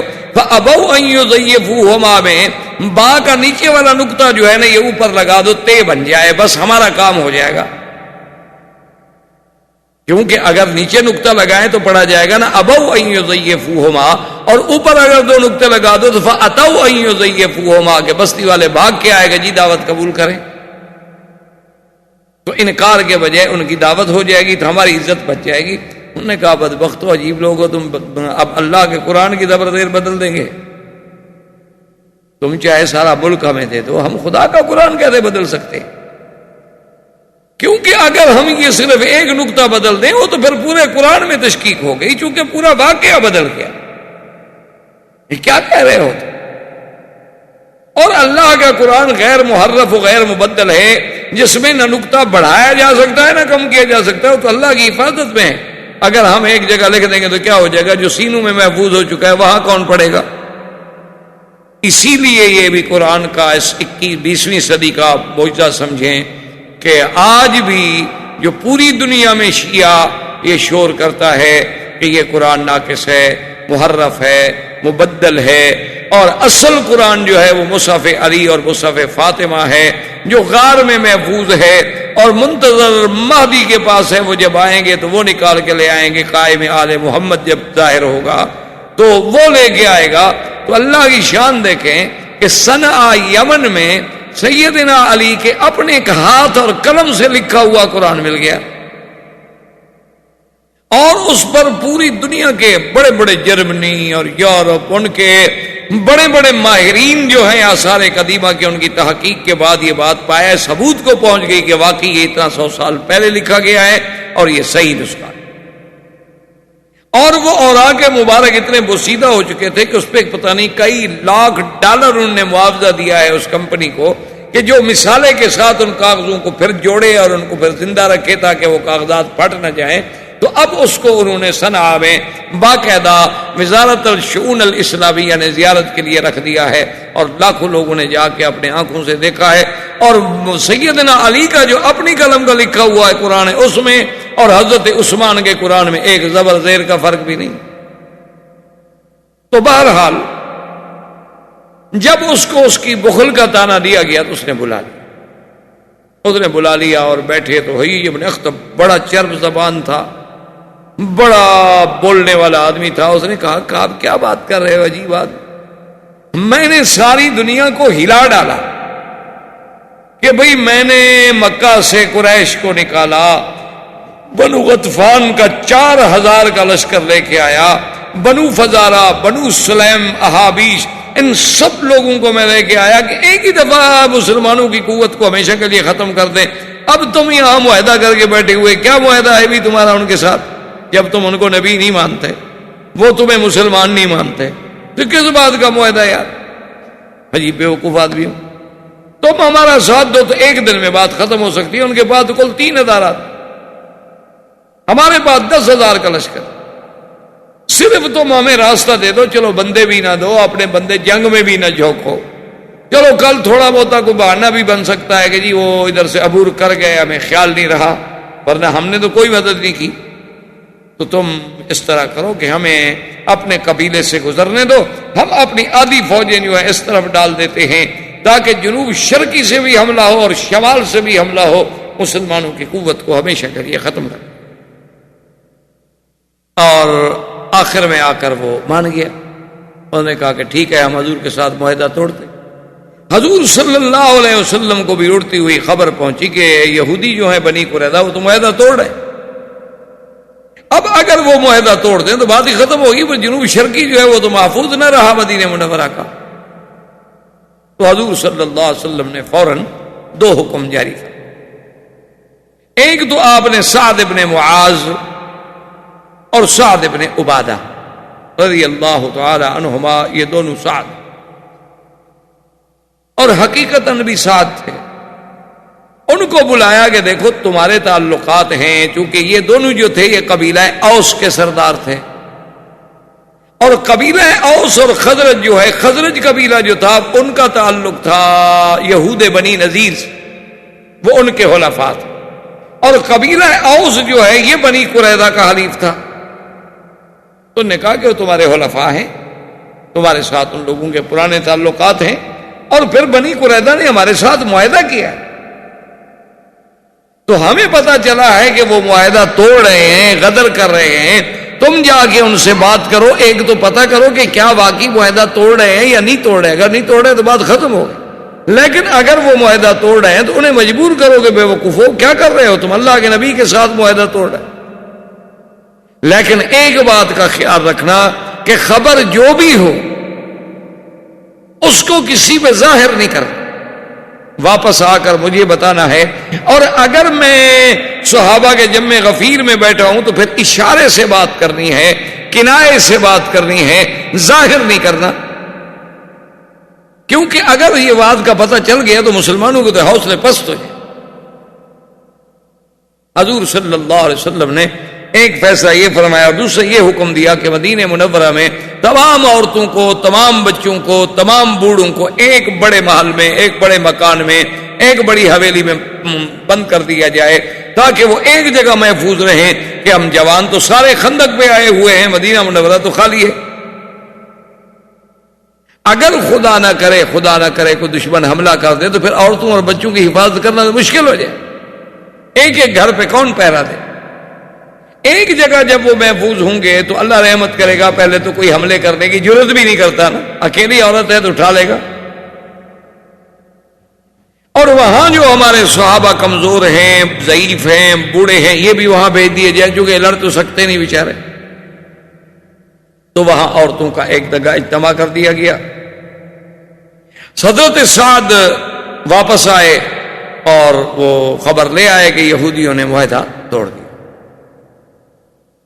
آئے تو حضور صلی اللہ علیہ وسلم صحابہ کے مجمع میں بیٹھے ہوئے تھے، تو حضور نے جب دیکھا تو حضور تو پہچان گئے اس کے چہرے سے کہ بھی خبر اچھی نہیں ہے۔ آپ نے پوچھا کہ ہاں کیا خبر ہے؟ اس نے کہا جی القارۃ والعدو، حضور کیا کریں، دشمن ہے اور اس حملے کا خطرہ ہے، ہر طرف دشمن ہے اور تو کوئی ایسی بات نہیں۔